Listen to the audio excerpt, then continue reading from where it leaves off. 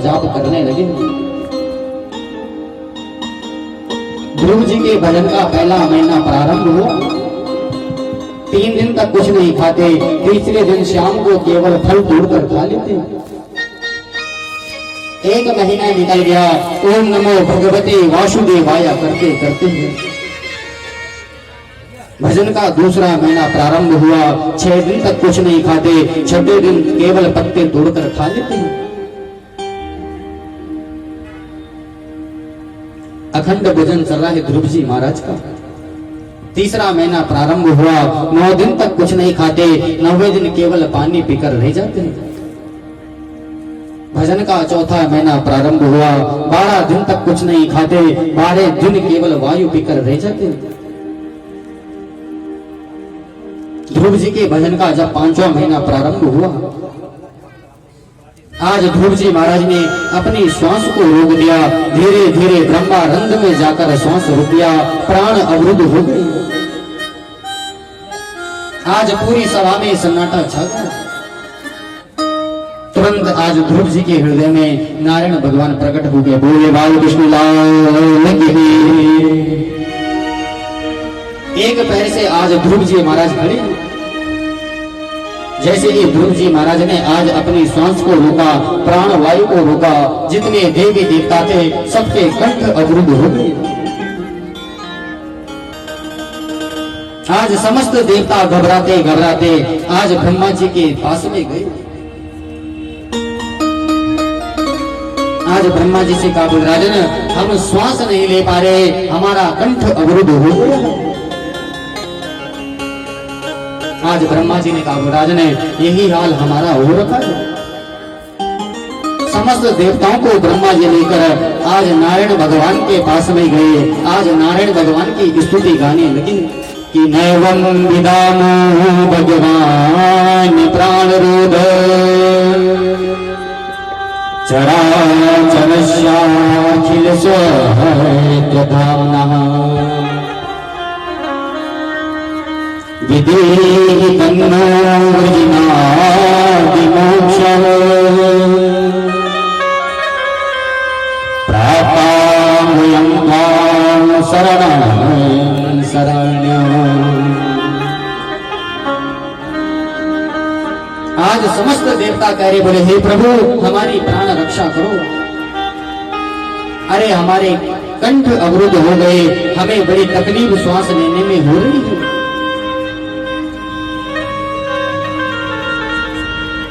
आज भगवान ने कहा, बोले देवताओं घबराओ नहीं। अरे मेरा सा नन्हा सा भक्त मेरी समाधि में इतनी लीन हो गया है कि आज उसने अपनी प्राण वायु को रोक रखा है। आज उसके कंठ अवरुद्ध हो गए। बोले हे देवताओं मैं जाकर उसे अभी दर्शन देता हूँ, आपका श्वास चलने लग जाएगा।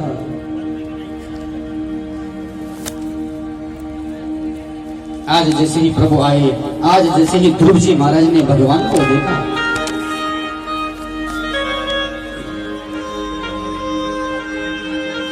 आज ध्रुव जी कहते हैं, राजन आज मैं भाग्यवान हो गया, मैं अपने आप को आज पुण्यात्मा मान रहा हूं। बोले राजन परमात्मा करे तो पवन चले और पवन चले तो हमें श्वास मिलेगी।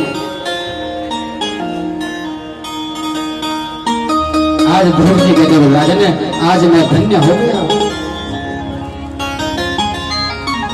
आज ध्रुव जी कहते बोले प्रभु मैं आपसे केवल एक आशीर्वाद चाहता हूं।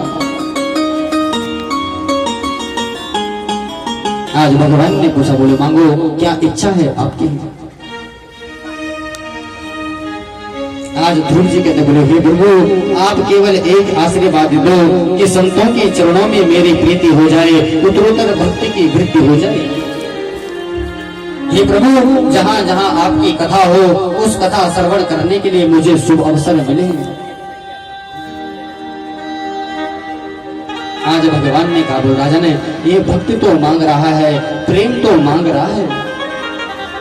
बोले लेकिन वन में आकर इसका तपस्या करने का मूल्य उद्देश्य क्या है। इसका उद्देश्य केवल इतना था कि अपनी सौतेली मां को राजगद्दी में बैठाकर दिखाऊंगा। आज भगवान ने कहा, बोले बेटा ध्रुव, भक्ति तो तुम्हें मेरी अनायास प्राप्त हो ही चुकी है, इसलिए बेटा इस समय तुम जाओ और शासन को भोगो, प्रशासन को चलाओ। आज ध्रुव जी महाराज लौट कर आ रहे हैं।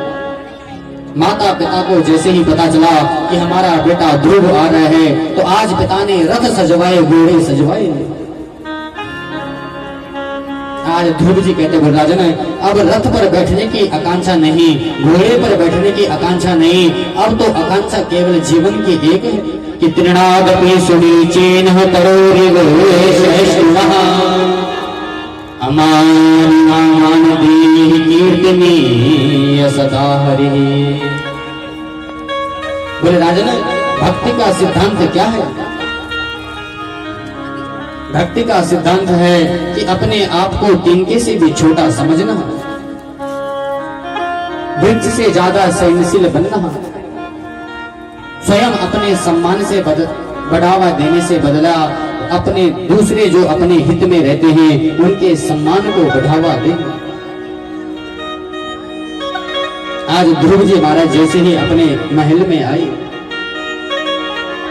तुरंत आज ध्रुव जी महाराज ने सर्वप्रथम अपनी सौतेली मां को प्रणाम किया। क्यों? क्योंकि परमात्मा से मिलाने की प्रेरणा जो देता है वो शत्रु भी सबसे बड़ा मित्र होता है। ध्रुव जी महाराज आज प्रशासन कर रहे हैं, राजा बन गए। भगवान की पूर्ण कृपा इन्हें प्राप्त हुई। बोले राजा ने, इन्हीं के भाई का नाम है उत्तम। बचपन से बड़ा उदंड एक दिन जाकर वन में जाकर कुबेर जी महाराज के बगीचे को गुजारने लगा। आज यक्ष लोगों ने समझाया, बोले महाराज तुम इस कुबेर जी महाराज के बगीचे को गुजार कर क्यों बर्बाद करना चाहते हो? बोले राजा ने, लेकिन इसकी समझ में नहीं आया तो यक्षों के द्वारा इसकी मृत्यु हो गई।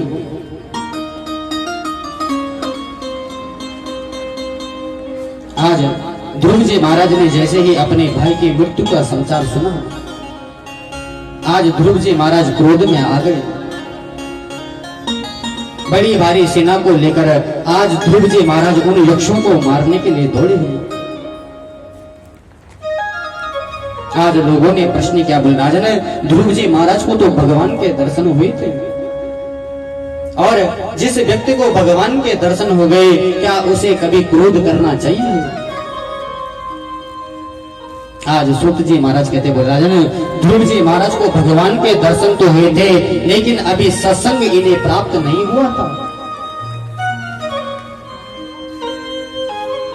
1 मिनट का सत्संग भी जिसको मिल जावे तो उसका जीवन धन्य हो जाता है। आज ध्रुव जी महाराज क्रोध में आ गए, तो आज मनु महाराज ने ध्रुव से कहा, बोले बेटा तुम तो परम संत हो, इन 1000 यक्षों को कष्ट देना तुम्हें शोभा नहीं देता। अपने परम पूजनीय संत बाबा स्वयं मनु के उपदेश से ध्रुव के जीवन में परिवर्तन आ गया। आज सर्वस्व छोड़कर ध्रुव जी महाराज वन में चले गए। अनेक वर्षों तक भगवान की तपस्या करी, प्रशासन किया, परंतु आज भगवान के धाम से इनके लिए विमान आया। बोले राजन आज विमान में भगवान के पार्षद बैठ रखे जय और विजय। आज जैसे ही ध्रुव जी महाराज विमान में बैठने के लिए तैयार हुए, सो वहां पर एक देवी प्रकट हो गई। आज ध्रुव जी ने पूछा, बोले देवी आप कौन हैं, क्या परिचय है आपका? आज उस देवी ने कहा, राजन मेरा नाम है मृत्यु देवी, मैं इसी लोक की मालकिन हूँ, इसलिए इस लोक को कहा जाता है मृत्यु लोक। यहाँ हर चीज मरने वाली है, हाथी जन्म लेगा वो भी मरेगा, चींटी जन्म लेगा वो भी मरेगा। सुबह भोजन बनाओ तो शाम को खाने के योग्य नहीं रहता। बलराजन इस शरीर को तुम सेठ जी बोलो, पंडित जी बोलो, संत बोलो, शंकराचार्य जी बोलो, बोले राजा ने, लेकिन शरीर के तो केवल 3 गति होती है, सबको मरना पड़ता है कि आया है सो जाएगा राजा रंग फकीर है, कोई सिंहासन चढ़ चला कोई बंधा जंजीर है। आज मृत्यु देवी कहते हो राजा ने, मरना तो आपको निश्चित है, तुम स्वर्ग में जाओ, वैकुंठ में जाओ, मुक्ति पाओ, लेकिन पहले मुझे स्वीकार करो। आज ध्रुव जी ने परमात्मा के पार्षदों की ओर देखा, भगवान के पार्षदों ने कहा, ध्रुव जी आप मृत्यु देवी को इशारा करो कि वो अपने सर को नीचा रख दे। आज मृत्यु देवी ने जैसे ही सिर को नीचे किया, तुरंत आज ध्रुव जी महाराज ने मृत्यु देवी के सर पर अपने पांव रखकर आज विमान में बैठ गए।